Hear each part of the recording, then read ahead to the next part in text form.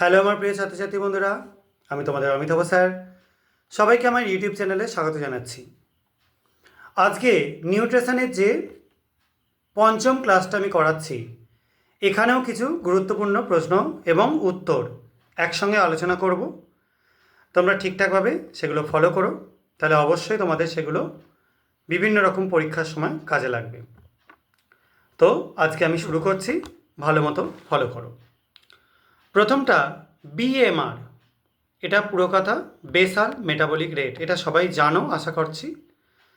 আর যদি বলা হয় বিইই, তাহলে কী হবে? Basal energy expenditure. আর আরেকটা হয় আরইই, সেটা হবে রেস্টিং এনার্জি এক্সপেন্ডিচার। এই প্রত্যেকটার ফুল ফর্ম কিন্তু ইম্পর্টেন্ট। তার মধ্যে বিএমআরটা তোমরা অনেক ছোটোবেলা থেকেই পড়ছো। এর পরবর্তী যেটা আলোচনা করব, যে আমরা যখন বিশ্রাম নিই, তা সত্ত্বেও কেন আমাদের এনার্জির দরকার পড়ে? বিশ্রাম নেওয়াকালীন তো এনার্জি নাও প্রয়োজন হতে পারত, তার সত্ত্বেও কেন প্রয়োজন পড়ে? কারণ সে সময় আমাদের হৃৎপিণ্ড কিন্তু সচল থাকে।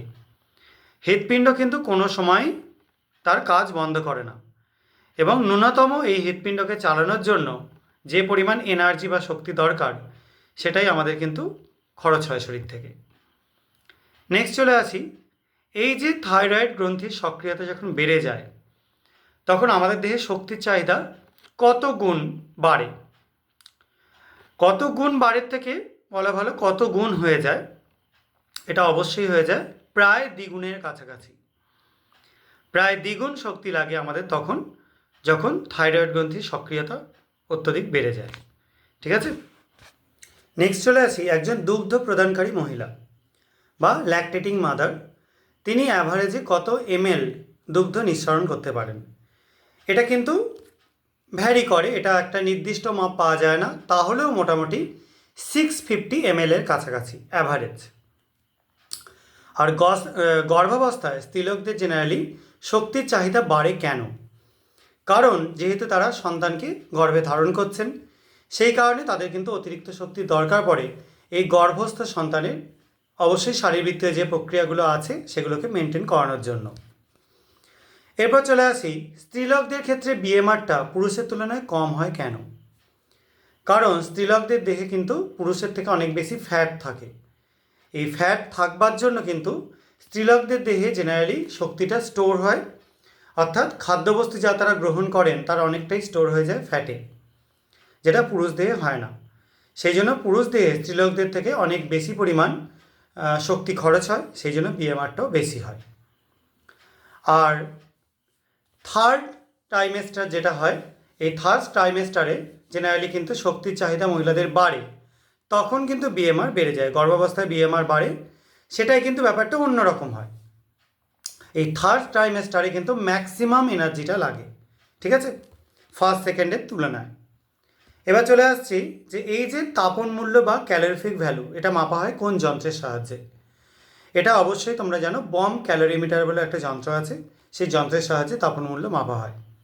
বিভিন্ন খাদ্যবস্তুর তাপন মূল্যও কিন্তু খুব সহজে এটা থেকে বের করতে পারা যায়, বা যে কোনো ফিউল বা জ্বালানি, তার তাপন মূল্য অবশ্যই বের করা যায়। Next, RDA, recommended dietary allowance.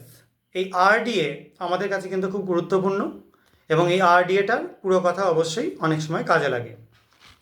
Next চলে আসি, যখন আমরা এসডিএ নির্ণয় করি, দেখতে পাই প্রোটিনের এসডিএ ম্যাক্সিমাম প্রায় নিয়ার অ্যাবাউট 30%। তা সত্ত্বেও এই স্পেসিফিক ডাইনামিক অ্যাকশন বা এসডিএ, এটা বেশি হওয়া সত্ত্বেও প্রোটিন কিন্তু শক্তি উৎপাদনে কেন গুরুত্বপূর্ণ নয়? কারণ প্রোটিনের যা বস্তু উৎপন্ন হয় সেটা সবই কিন্তু দেহের ক্ষয় কাজে লেগে যায়, অর্থাৎ দেহেতে যে যে ক্ষয়মূলক কাজগুলো হয়, অপচিতিমূলক কাজগুলো হয়, সেখানেই কাজে লেগে যায়। সেই জন্য প্রোটিন জেনারেলি এসডিএ এতটা বেশি হওয়া সত্ত্বেও আমাদের দেহে কিন্তু প্রধান শক্তি উৎপাদনকারী ফ্যাক্টর হিসেবে এটাকে আমরা ব্যবহার করতে পারি না বা বলতে পারি না। এটা ছাড়াও অ্যামিনো অ্যাসিড থেকে শুরু করে অনেক কিছু সাপ্লাই করতে প্রোটিন সাহায্য করে, এটা তোমরা জানো। আর বিএমআর বৃদ্ধিতে কিছু সহায়ক বিষয় আছে, যেমন গর্ভাবস্থা তো একটা অবশ্যই একটা বিষয়। আবার এটা ছাড়াও যারা ধূমপান করেন, অর্থাৎ স্মোক করেন, তাদের ক্ষেত্রে বিএমআর বাড়ে। এটা ছাড়াও বয়স যত বাড়তে থাকে পেশির যত বৃদ্ধি ঘটে, দেহের ক্ষেত্রফল যত বাড়ে তত কিন্তু বিএমআর বাড়ে। এরপর চলে আসছে বিএমআর হ্রাস করতে সহায়ক ব্যাপারগুলো কি। এক হচ্ছে নিদ্রা, সব থেকে কমন। সেকেন্ড হচ্ছে শরীরে অতিরিক্ত ফ্যাট জমে যাওয়া, যেটা কিন্তু মহিলাদের ক্ষেত্রে বিএমআর কমার অন্যতম একটা কারণ হয়ে দাঁড়ায়।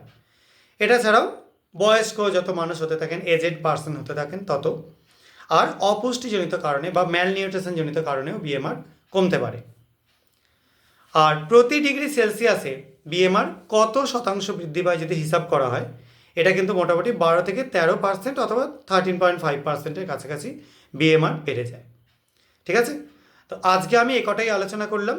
এইগুলো থেকে কোনো সমস্যা থাকলে তোমরা কমেন্টে লিখে জানাবে, এবং এগুলো ভালো লাগলে চ্যানেলটা সাবস্ক্রাইব করে ভিডিওগুলো লাইক করে আমাদের পাশে থেকো। আজকের মতো এটুকুনি। সবাই খুব ভালো থাকবে, সাবধানে থাকবে। বাই।